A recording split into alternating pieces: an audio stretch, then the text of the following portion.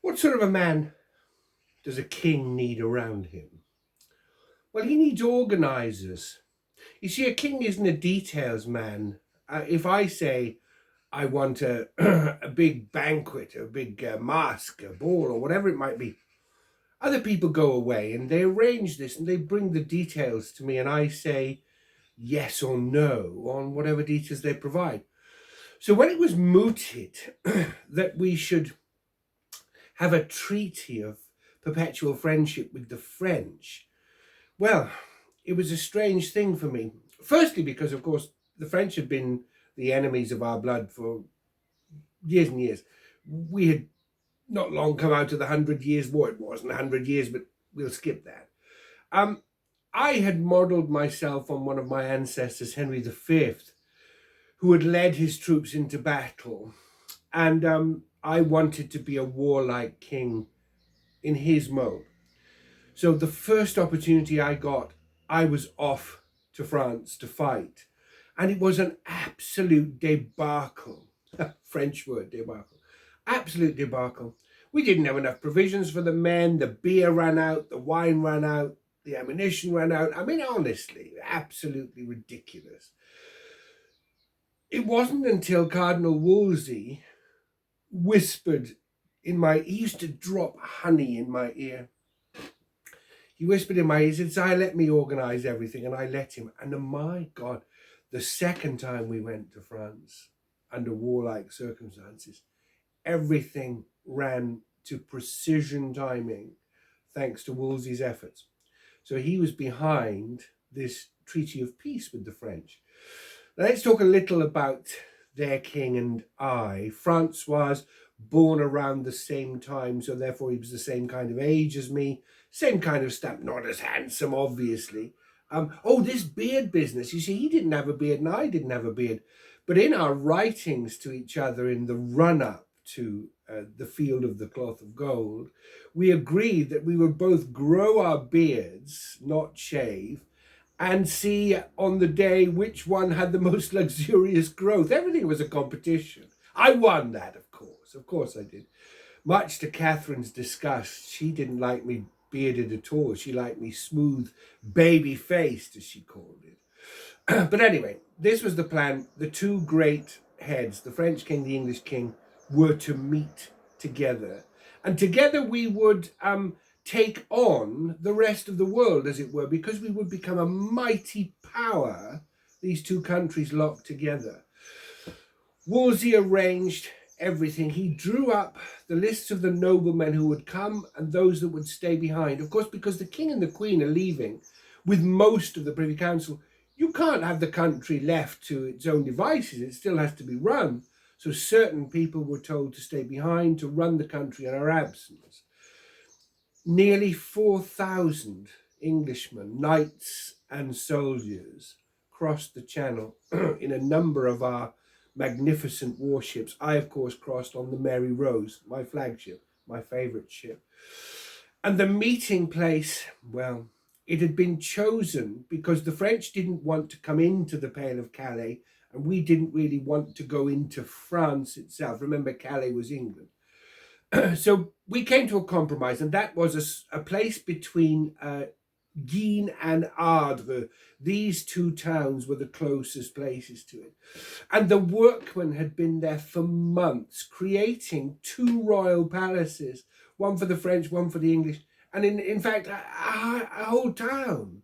It was made of wood and canvas. There was hardly a stone to be seen, but it had been painted in such a way that it did look as though it was real brick. And it has to be said that some of the state entertaining rooms were bigger than those that I was used to back home at Greenwich Palace and Whitehall Palace. A remarkable job. Now, how did it happen? Our entourage, in strict order, Wolsey had worked it all out, who was to ride where and behind what knight, and it was all, the battle travel order was written down. We progressed out of Calais towards this valley they had created, and on one side stood maybe 2,000 French knights and soldiers, on the other side the English knights and soldiers, and the royal entourage, me and 1,000 people, we rode into this valley from one end and the French king from the other. There was absolute silence. You could hear a small pin be dropped because everyone was wondering what these two great kings would do. Well, we rode to each other, not removing our gaze, steely-eyed, staring into each other's eyes. And as we got closer on our caparisoned war horses, we hugged on horseback. And the noise, the cheers that went up from either side, absolutely deafening. We jumped from the horse. We must have hugged 15 or 16 times. And every time we did, there was a massive cheer. I caught Wolsey's eye. There he was sitting on his donkey. We say it was a donkey. I mean, the donkey was well proportioned with all the accoutrement of a king alongside it. But nevertheless, Wolsey was on his donkey. I caught his eye. He was beaming from ear to ear because he knew that he had achieved my pleasure. Everything in this camp was gold. The French term for it, the Camp de Drap d'Or, the field of the cloth of gold. Gold cloth on the curtains and the hung tapestries and the tents themselves. Cleverly, he'd even put a fountain running with fresh, free wine outside. So it meant that the lower orders could get absolutely frog-eyed, taking their share of free wine. There was just an endless flow of it. So what did we have? We had weeks of parties. The French Queen Claude would invite Catherine of Aragon and her ladies away to a dinner at theirs, and then Catherine would return the compliment. The French king would hold a banquet in the honor of Catherine, and I would hold a banquet in the honor of Claude. And so it was just one layer after the other, endless feasting and jollity, the entertainments, extraordinary things. Of course, there was jousting. We had to know who was the best.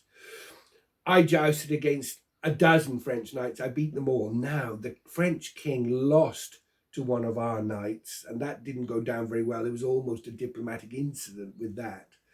But the one big thing was which one would win the joust between the French king and the English king. And they wouldn't let us do it. They didn't want us to joust with each other because they thought that was too much of a political statement. So instead, he challenged me right at the end of the whole tournament. He challenged me to a wrestling match. And he and I, stripped to the waist, oiled ourselves, and we wrestled in the old-fashioned way. And he threw me to the ground. But he used an illegal move. He tripped me. He wasn't allowed to do that. He tripped me. And that's one reason why you should never trust a French king. And that's why on the way back, we met with Charles V of Spain, the Holy Roman Emperor, just to make sure that we had another ally in the wing.